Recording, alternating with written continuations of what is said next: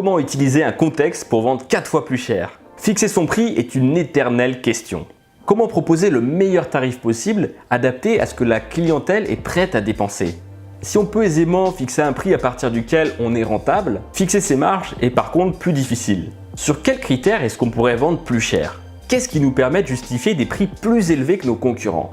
Ça pourrait être des choses comme la qualité du service client ou des fonctions supplémentaires que pourrait proposer votre produit ou votre service. Oui, mais il existe une autre voie qui va nous permettre de vendre le produit plus cher que son prix initial.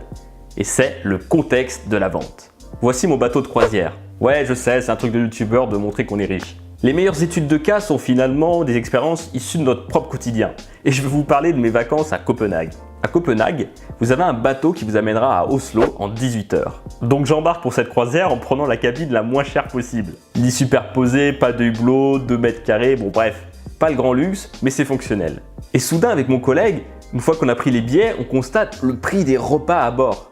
Outre le petit déjeuner à 19 €, voici ce que vous allez avoir pour 39 € à l'Explorer Steakhouse. Dégustez un steak tendre, préparé exactement comme vous le souhaitez.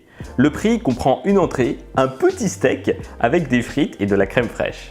Peut-être ces prix ne vous ont pas étonné, après tout, on est dans une croisière. Mais ça, c'est un fait intéressant justement, parce qu'on se dit qu'on est sur une croisière, donc les prix sont automatiquement élevés, tout simplement parce que ça fait un petit peu luxe. Il y a des magasins de luxe, des casinos, des jeux, etc. Et pourtant, en fait, la véritable réponse, c'est que c'est alimenté d'un contexte général.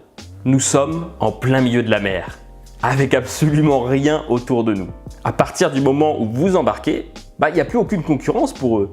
Si vous avez faim ou soif, vous payez le prix, parce que de toute façon, vous n'avez pas moyen de faire autrement. Sur ce constat initial est brodée l'intégralité de l'offre de la compagnie. Chaque restaurant peut leur proposer des tarifs élevés, faire de bonnes marges, et qui sont justement justifiés par ce contexte particulier. Cependant, il est important de ne pas frustrer le client quand même, sinon on ne sera jamais fidélisé. Du coup, la décoration soignée et les magasins un peu luxe nous permettent de rationaliser dans notre esprit les prix élevés qu'on trouve. Et cette ambiance générale nous fait associer mentalement les croisières avec quelque chose pour les riches. Pourtant, j'ai payé mon aller-retour avec un billet qui m'a coûté 89 €, aller-retour. Donc un tarif franchement abordable pour tous. Si vous voulez augmenter vos prix, comment est-ce que vous pouvez vous servir d'un contexte pour justifier un tarif plus élevé que vos concurrents? Bon, et dernière petite astuce, je vous partage comment est-ce qu'on a fait pour éviter de payer un petit déjeuner à 19 €. On a créé notre garde-manger personnel. Cette vidéo est terminée, si elle vous a plu, partagez-la sur vos réseaux sociaux. Abonnez-vous pour ne manquer aucune autre vidéo, j'en publie le mercredi et le vendredi. Et j'ai créé un guide complet sur le marketing viral. Vous pouvez le retrouver sur 112ventes.fr/viral. Le lien est dans la description de cette vidéo. Je vous remercie et à très bientôt.